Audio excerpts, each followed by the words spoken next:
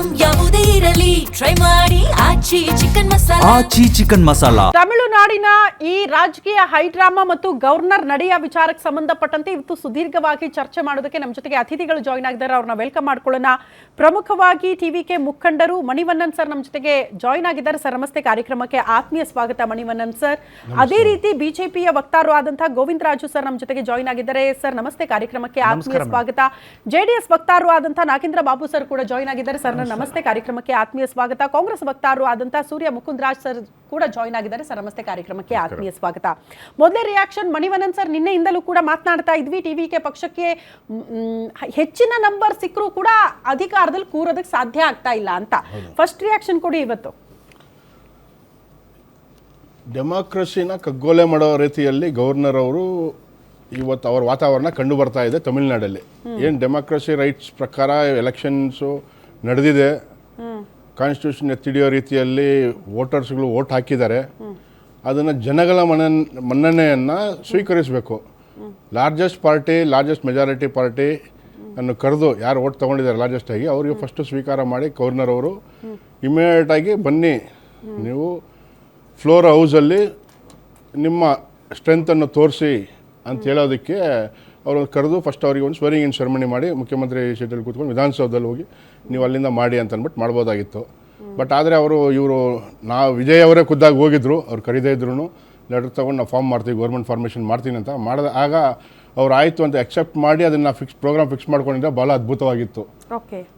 But ಅವರು ಅದನ್ನು ಮಾಡದೆ ಒಂದು ಮೆಜಾರಿಟಿ ಇಲ್ಲೇ ಪ್ರೂವ್ ಮಾಡಿ, ಇಲ್ಲೇ ತೋರಿಸಿ, ಲೆಟರ್ಸ್ ತೊಗೊಂಬನ್ನಿ, ಯಾರೆಲ್ಲ ಬೆಂಬಲ ಇದ್ದಾರೆ ಮತ್ತು ಪರೇಡ್ ಮಾಡಿ ಅಂತ ಹೇಳೋದು ಅದು ಕಾನೂನಲ್ಲಿ ಇಲ್ಲದೆ ಇರತಕ್ಕಂಥ ವಿಚಾರ. ಪ್ಲಸ್ ಅವರು ಈಗೇನು ಬಿ ಜೆ ಪಿ ಪಾಪ ಇಷ್ಟು ವರ್ಷಗಳ ಕಾಲ ಸತತವಾಗಿ ಹೋರಾಟ ಮಾಡ್ಕೊಂಡು ಬಂದರು ತಮಿಳ್ನಾಡಲ್ಲಿ ಪವರ್ ಹಿಡಿಬೇಕಂತೇಳಿ, ಅದು ಅವ್ರಿಗೆ ಬರದೇ ಇರೋದು ಒಂದು ಸೀಟ್ ಬಂದಿರೋದು ಭಾಳ ಅವ್ರು ನೊಂತಕ್ಕಂಥ ವಿಚಾರ.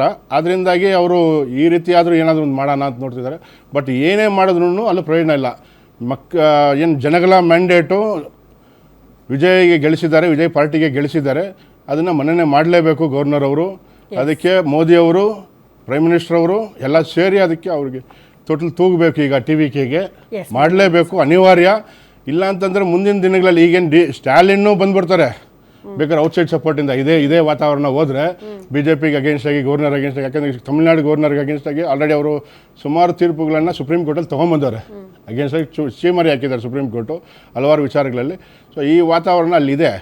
ಹಂಗಾಗಿ ಈಗ VCK ಮತ್ತು CPI CPIM ಇವರೆಲ್ಲ ಸೇರಿ ಅವ್ರಿಗೆ ಬೆಂಬಲ ಕೊಡಲಿಕ್ಕೆ ಮುಂದೆ ಬರ್ತಾ ಇದೆ ಒಂದೊಂದು ಸ್ಟೆಪ್ಪೇ. ಅದಲ್ಲದೇ ADMK ಅಲ್ಲಿ ಏನು ಇಬ್ಬಾಗ ಆಗ್ತಾ ಇದೆ, ಅದು ಒಂದು ಟೀಮ್. ಇವರು ಜಯಲಲಿತಾ ಅವರಿಗೆ ಆಲ್ರೆಡಿ ಸಪೋರ್ಟ್ ಮಾಡಿದರು ಯಾವಾಗ 2011 ವಿಜಯ್ ಅವರು, ವಿಜಯ್ ಫ್ಯಾನ್ಸ್ ಎಲ್ಲ. ಅದು ಋಣ ಆದರೂ ತೀರಿಸ್ಬೇಕಲ್ವಾ, ಆ ಋಣ ಆದರೂ ತೀರಿಸಬೇಕು ADMK ಅಲ್ಲಿ ಇರ್ತಕ್ಕಂಥವ್ರು. ಯಾಕಂದ್ರೆ ಅವರು MJR ಫಾಲೋವರ್ಸ್, ಇವರು ಜಯಲಲಿತಾ ಫಾಲೋವರ್ಸ್. ಬಲವು ಟಿವಿಕೆ ಪಕ್ಷದ ಕಡೆಗೆ ಇದೆ, ಅಟ್ಲೀಸ್ಟ್ ಅದಕ್ಕೊಂದು ಬೆಲೆ ಕೊಡಿ ಅಂತ ಅವ್ರು ಕೇಳ್ಕೊಳ್ತಿದ್ದಾರೆ. ಮತ್ತಿಬ್ರು ಅತಿಥಿಗಳು ಝೂಮ್ ಅಲ್ಲಿ ನೇರ ಸಂಪರ್ಕದಲ್ಲಿ ಜಾಯಿನ್ ಆಗ್ತಿದ್ದಾರೆ. ಹಿರಿಯ ಪತ್ರಕರ್ತರು ಆದಂತಹ ಬಸವರಾಜ್ ಇಟ್ನಾಳ್ ಸರ್ ಇದ್ದಾರೆ. ಸರ್ ನಮಸ್ತೆ, ಕಾರ್ಯಕ್ರಮಕ್ಕೆ ಆತ್ಮೀಯ ಸ್ವಾಗತ. ಅದೇ ರೀತಿ ಅಡ್ವೊಕೇಟ್ ಅಶೋಕ್ ಹರನಹಳ್ಳಿ ಅವರು ಕೂಡ ನೇರ ಸಂಪರ್ಕದಲ್ಲಿ ಜಾಯಿನ್ ಆಗ್ತಿದ್ದಾರೆ. ಸರ್ ನಮಸ್ತೆ, ಕಾರ್ಯಕ್ರಮಕ್ಕೆ ಆತ್ಮೀಯ ಸ್ವಾಗತ. ತಮ್ಮಿಬ್ಬರ ಹತ್ರ ನಾನು ಮಾತಾಡ್ತೀನಿ. ಅದಕ್ಕೂ ಮುಂಚೆ ಸ್ಟುಡಿಯೋದಲ್ಲಿರುವಂತಹ ಬಿಜೆಪಿ ವಕ್ತಾರರು ಗೋವಿಂದ ರಾಜು ಸರ್, ಗೆದ್ದಿರೋದು ಒಂದು ಸ್ಥಾನ ಬಟ್ ಬೇರೆ ಆಯಾಮದಲ್ಲಿ ಆಟ ಆಡ್ತಾ ಇದೆ ಬಿಜೆಪಿ ಅನ್ನುವಂಥ ಗಂಭೀರ ಆರೋಪ ಕೇಳೋದಕ್ಕೆ ಸಿಗ್ತಾ ಇದೆ ತಮಿಳುನಾಡಿನಲ್ಲಿ. ಅದನ್ನ ಒಪ್ಕೊಳ್ತೀರಾ? ಖಂಡಿತವಾಗ್ಲಿಲ್ಲ ಮೇಡಮ್. ಯಾಕೆಂದರೆ ಭಾರತೀಯ ಜನತಾ ಪಾರ್ಟಿಗೆ ನಮಗೇನಲ್ಲಿ ನಂಬರ್ ಬಂದಿರತಕ್ಕಂಥದ್ದು ಒಂದು ಒಕ್ಕೂಟದಲ್ಲಿ ಸುಮಾರು 59 ಸೀಟು. ಆದರೆ ನಾವು ಯಾವುದೇ ಒಂದು ಅಧಿಕಾರ ಮಂಡನೆಗೆ ಇಲ್ಲಿವರೆಗೂ ನಾವು ಅವಕಾಶನೂ ಕೇಳಿಲ್ಲ, ಅದ ಕಡೆ ಗಮನನೂ ಹರಿಸಿಲ್ಲ. ಆದರೆ ಇವತ್ತು ಸುಖಾಸುಮ್ಮನೆ ಕಾಂಗ್ರೆಸ್ನವರು ನೇರವಾಗಿ ಆರೋಪ ಮಾಡ್ತಾ ಇರ್ತಕ್ಕಂಥದ್ದು, ಅವ್ರದೇ ಮೈತ್ರಿ ಪಕ್ಷದಂಥ DMK ಪಕ್ಷವರು ಇವತ್ತು ಏನು ಕಾಂಗ್ರೆಸ್ ಒಂದು ಬೆನ್ನಿಗೆ ಚೂರಿ ಹಾಕೋ ಕೆಲಸ ತಮಿಳ್ನಾಡಲ್ಲಿ ಮಾಡಿದೆ ಅಂತ ಹೇಳ್ಬಿಟ್ಟು ಅವರು ಆರೋಪ ಮಾಡ್ಕೊಂಡು ಅವರು ಆಟದಲ್ಲಿ ಮಧ್ಯದಲ್ಲೆಲ್ಲ ಒಂದು ಕಡೆ ಇವತ್ತು ಮುನ್ನೆಲೆಗೆ ತರ್ತಾ ಇರ್ತಕ್ಕಂಥದ್ದು ಭಾರತೀಯ ಜನತಾ ಪಾರ್ಟಿನ. ಇದರಲ್ಲಿ ಸಂವಿಧಾನಕ್ಕಾಗಿ ಯಾವ್ಯಾವ ನಡೆಗಳು ನಡಿಬೇಕು ಮತ್ತು ಸಂವಿಧಾನದ ಕೆಳಗಡೆ ಯಾವ ರೀತಿಯಾದ ಒಂದು ಹಕ್ಕು ಮಂಡನೆಗಳು ಆಗಬೇಕು ಅನ್ನೋದು ಸಹಜವಾಗಿ ಇರ್ತಕ್ಕಂಥದ್ದು.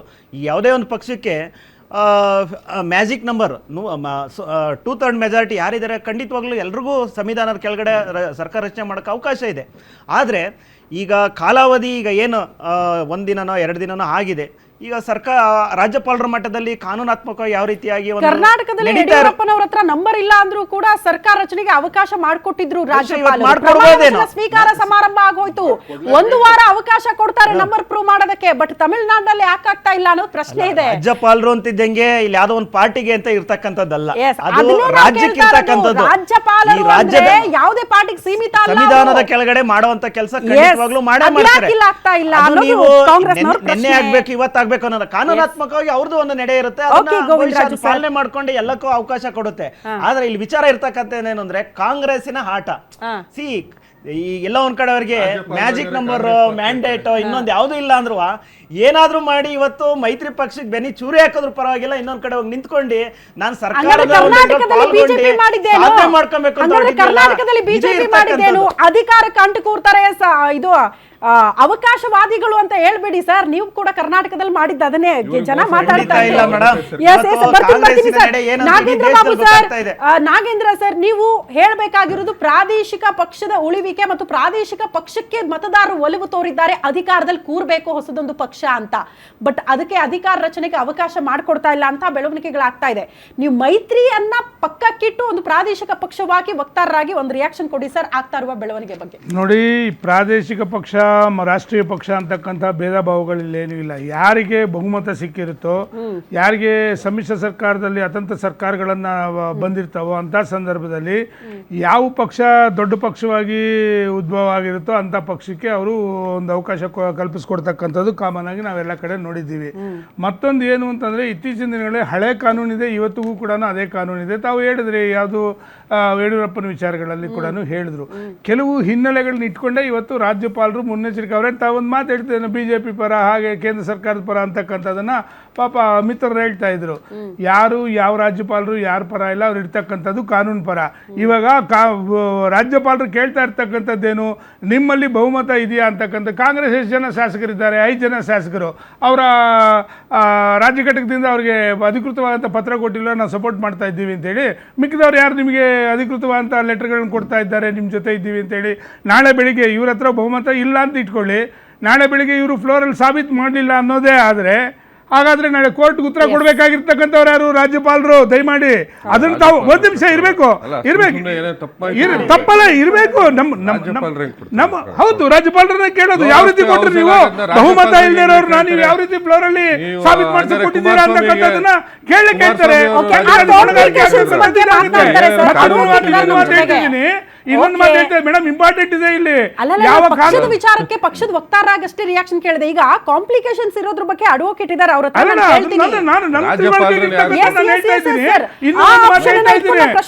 ಇನ್ನೂ ಒಂದು ಮಾತು ಹೇಳ್ತಾ ಇದ್ದೀನಿ, ಇಂಪಾರ್ಟೆಂಟ್ ಇರ್ತಕ್ಕಂಥದ್ದನ್ನು ನೋಡಿ. ಕಾಂಗ್ರೆಸ್ ಇವಾಗ ರಾಜ್ಯಾದ್ಯಂತ ಕೂಡ ಅಲ್ಲಿ ಇದು ಮಾಡ್ತೀವಿ, ಏನು ಸ್ಟ್ರೈಕ್ ಮಾಡ್ತೀವಿ ಅಂತಕ್ಕಂಥ ಮಾತನ್ನ ಹೇಳ್ತಿದ್ದಾರೆ. ಪಾಪ ಅವ್ರು ಕಾನೂನಾತ್ಮಕವಾಗಿ ಬೇರೆ ಬೇರೆ ವಿಚಾರಗಳನ್ನ ಮಾತಾಡಿದ್ದಾರೆ. ಜನಾದೇಶದ ಬಗ್ಗೆ ಅವ್ರು ಮಾತಾಡ್ತಾ ಇದ್ದಾರೆ. ಯಾವ ಜನಾದೇಶ ಇದೆ ಅಂತೇಳಿ ನಿಮ್ಮ ಒಕ್ಕೂಟದಲ್ಲಿ ಇರ್ತಕ್ಕಂಥ ಸೈಡ್ ಇಟ್ಬಿಟ್ಟು ಮಮತಾ ಬ್ಯಾನರ್ಜಿ ಜೊತೆ ಹೋದ್ರಿ. ಯಾವ ನಿಮ್ಮಲ್ಲಿ ಜನಾದೇಶ ಇದೆ ಅಂತ ಹೇಳ್ಬಿಟ್ಟು DMK ಜೊತೆ ಇವತ್ತು ಏಕಾಏಕಿ ರಾತ್ರಿ ನೋಡ್ ಬಂದಿದ್ದೀರಾ?